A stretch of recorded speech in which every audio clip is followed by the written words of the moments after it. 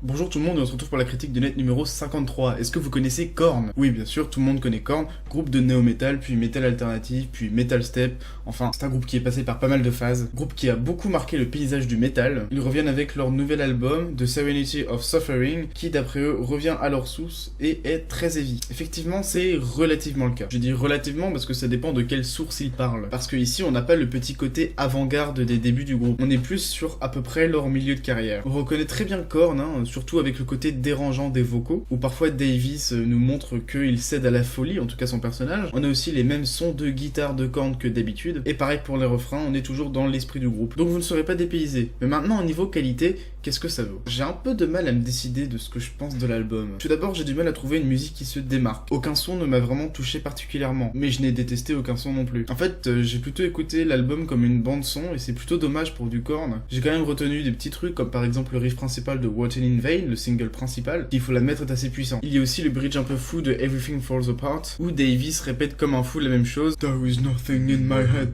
there is nothing in my head, there is nothing in my head. Les refrains sont sympathiques tout en étant très prévisibles et le reste vous connaissez aussi. Alors j'ai l'impression que cet album a été fait pour les rageux qui reprochaient aux deux derniers albums de Korn leur son électro un peu. Ce n'est qu'une supposition, mais dans tous les cas, dans le résultat final, l'album n'est pas aussi heavy que ce qu'ils ont prétendu faire, et dans tous les cas, il y a l'originalité en moins. C'est en fait un retour en arrière qui n'apporte pas grand chose. Dans les faits, en termes de qualité, ça n'a rien à voir avec d'autres albums de Korn comme Issues et tous les albums de cette période-là. Ouais, ça me fait un peu mal de dire ça, mais l'album est un peu fadasse. Et on s'en rend bien compte parce que quand l'album se termine, on est là genre ah, c'est terminé. Bon. Ok. C'est donc un album de leur discographie qu'on ne retiendra pas plus tard, qui a priori ne plaira qu'aux fans hardcore du groupe, qui sont vraiment là toujours pour Korn, parce qu'aucune track n'est spéciale et l'album ne se rattrape sur aucun autre paramètre, que ce soit la structure ou un éventuel concept. Donc voilà, au final, c'est correct, c'est largement écoutable, mais c'est décevant. Et ensuite, Johan de Lady Gaga. Lady Gaga est un artiste pop pour lequel je n'ai pas d'affection particulière, presque au contraire en fait, parce que ces vieux tubes là, les musiques que tout le monde connaît, m'insupportent. Et c'est pas parce qu'elles sont connues, c'est juste parce qu'elles m'insupportent. Je sais pas trop pour quelle raison, mais j'ai voulu donner une chance à cet artiste, car énormément de critiques attendaient son dernier album, et j'ai cru comprendre que dans sa production il était entouré de très bons musiciens, comme Father John Misty, et produit en partie par le très connu Rick Rubin. Donc bref, voici Johan, album de 3/4 sur 13 pistes, donc un vrai album de pop, tout est normal jusque là. Le style ici n'est pas de la synth pop ou des gros synthés bien gras, mais des influences plus classiques, du rock comme dans Diamond Heart ou Just Another Day, du country rock dans la musique éponyme, Sinner's Prayer ou Grigio Girls, et même un beat de Dancehall dans Dancing in Circles. Et de toute façon, même dans les instruments pop modernes comme dans Hey Yo, on a par exemple un solo dans le bridge. Alors c'est un album qui m'a un peu ennuyeux, mais qui n'a pas été dérangeant, ce qui est déjà un progrès pour du Lady Gaga. La voix de la chanteuse est bien exploitée, et son talent au chant est largement mis en avant, mais les instrumentales sont du vu et revu, et l'album n'arrive pas à créer d'attache particulière. Alors l'album essaye vraiment d'être entraînant des fois, il y arrive vite fait dans Diamond Heart, la track d'ouverture, mais dans le single principal, donc John Wayne, je m'ennuie. Je veux dire, genre, tout est prévisible, quoi. Le refrain n'a rien de spécial et c'est vraiment presque triste pour un single principal.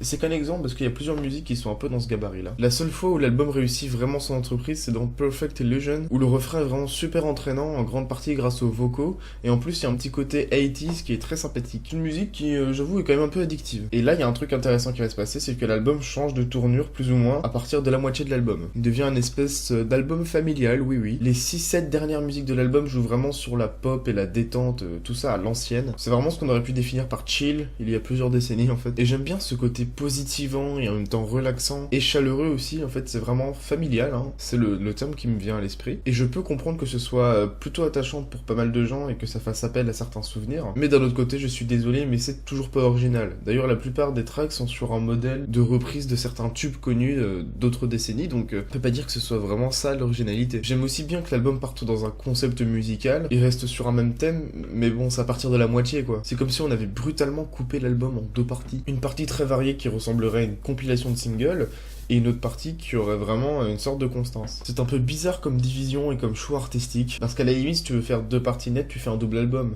Mais là, en l'occurrence, c'est pas possible puisque c'est un album de pop de 3/4 d'heure. Tu peux pas faire un double album. Donc, en gros, Johan est un album qui a plusieurs bonnes idées. Et ça me surprend moi-même de dire ça. Mais elles sont presque gâchées. Le potentiel de ces idées n'est pas du tout exploité comme il faudrait. Au final, je retiens la musique Perfect Illusion que je vais sûrement écouter plusieurs fois, quelques fois en courant. Et puis quelques passages sympathiques disséminés un peu dans l'album. C'est une écoute assez conviviale, je dirais. Surtout à partir de la deuxième moitié. Donc, je vous conseille l'écoute entre proches. En dehors de ça, ce n'est pas un CD qui a beaucoup à offrir. Je suis désolé.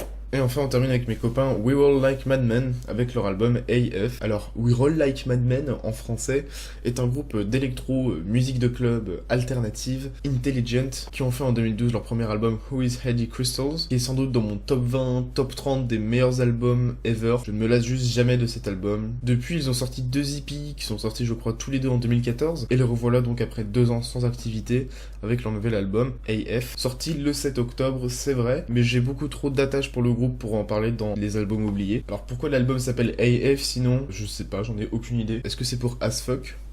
Bref, on s'en fout. En tout cas, on a 35 minutes pour 9 pistes, donc une structure qui n'est pas très éloignée de leur premier album, donc un album assez intense, court, et j'ai l'impression que le groupe manque malheureusement un peu d'inspiration. C'est pas vraiment la meilleure critique, hein. En tout cas, il a moins d'inspiration que d'habitude. Après, si je devais comparer à la moyenne des groupes d'électro alternatifs méconnus sur internet, on est quand même à un level au-dessus de ce que j'entends la plupart du temps. Mais vu que je connais le potentiel du groupe, qui est quand même balèze, je ne peux m'empêcher de...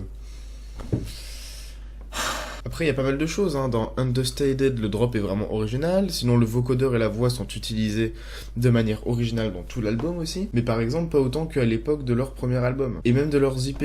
On a aussi des influences claires de XXY et XX. Et de différents DJ d'électro alternatifs qu'on trouve dans des boiler rooms underground. Mais le truc, c'est que j'ai l'impression qu'en allant pêcher de bonnes influences, à droite à gauche, le groupe perd un peu de son propre style, tout en ayant quand même toujours un bon son. Mais finalement, seuls quelques éléments permettent de rappeler que nous écoutons We Roll Like Mad Men, à savoir en premier évidemment la voix, ce qui est un peu de la triche, et à la limite quelques sons particuliers. Alors qu'on soit clair, les batteries sont complexes, les vocaux sont bons, voire très bons, la basse est cool, et parfois on est surpris, et on sent clairement qu'il y a de bonnes idées. Et j'ai beaucoup d'affection pour ce groupe, mais j'ai quand même l'impression qu'ils peuvent faire mieux que ça. C'est pour dire, Who is Heady Crystals, comme je l'ai dit, est très bien placé dans ma liste de mes albums préférés, mais j'arrive quand même à voir les petites imperfections dedans, qui est pour dire que le groupe peut vraiment aller très loin.